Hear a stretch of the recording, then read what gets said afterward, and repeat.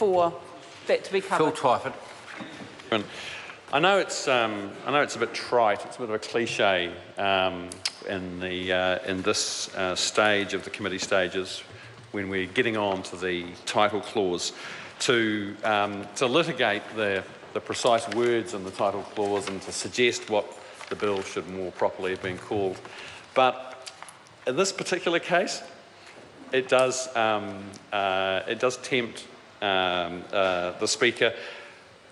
In the case of a bill where the very title of the bill is a provocation to any sense of integrity about the process of naming bills, the very use of the words financial responsibility and transparency in a bill that is such a blatant attempt to repair the political damage that's been done in the government's handling of Accident Compensation Corporation by bringing a bill that purports to introduce a set of principles and processes for the good management of ACC and to introduce more financial responsibility and transparency.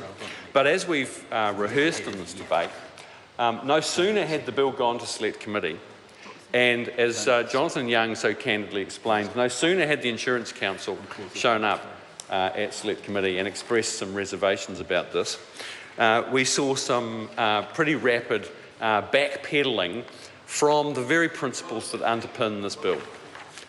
Backpedalling and dilution of the principles of financial responsibility and transparency. So no longer are they required of the government, but it's the difference between treating a stop sign or a red light as a rule or a mere suggestion. And in this case, it's basically the changes that have been made at Select Committee, the last minute watering down that is coming to be a bit of a behaviour pattern with this government, basically suggests that those core principles that are enshrined in the title of the bill are a suggestion or a guideline rather than a requirement.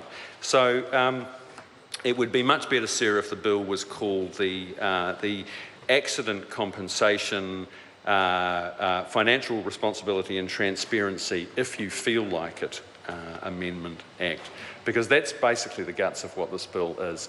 It does set down some useful principles. It does deliver transparency that's long overdue, and that's why we're supporting this bill. But unfortunately, the government has significantly weakened the provisions of the bill, and as a result, it's delivering a lot less than it could have. The Honourable David Cunliffe. Thank you, Mr. Chairman. I believe